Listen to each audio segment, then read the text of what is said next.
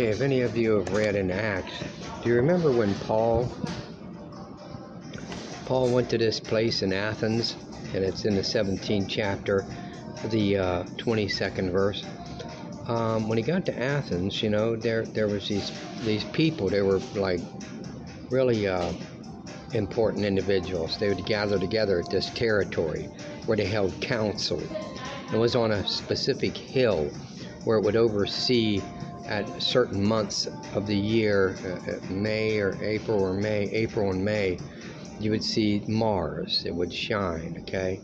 And they gave Mars was a name by the Greeks of Aries, okay? And the zodiac signs, Aries was like head of it, the head. You know, someone that's bold, and they would rather react by their first notion instead of think about it. Is what Aries is, but by causing war even.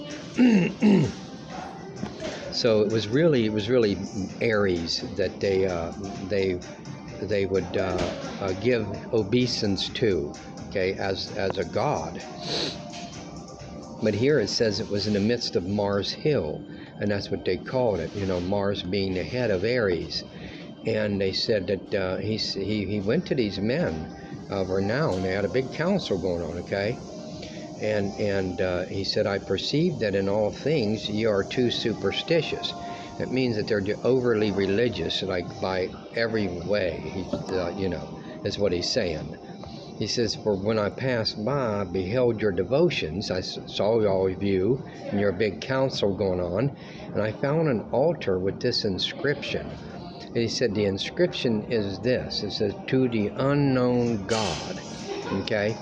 Now, it was an altar. There was an altar that it was, you know, given unto, like, you know, that God of Aries, Mars, you know, whom therefore you ignorantly worship, him declare I unto you.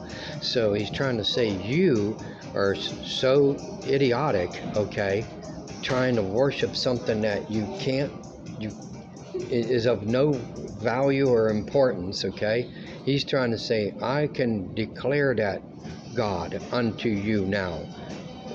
Why? He says, because God that made the world and all things therein, seeing that he is Lord of heaven and earth, dwells not in temples made with hands. So he didn't say dwells in temples that are hands, like us, you know.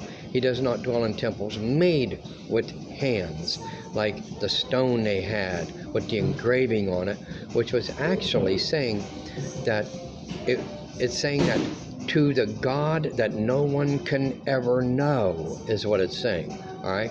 But Paul's trying to say, I can declare that God unto you, that you can know, you see. And if you read on, which I want you to read on, I'm not going to, you'll see that he declared who that was. And it was by a man ordained by this God, okay, for everyone to repent and such.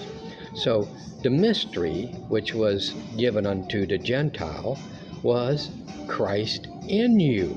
So we can declare that God, that God, because we have that God in us, okay? So think about that.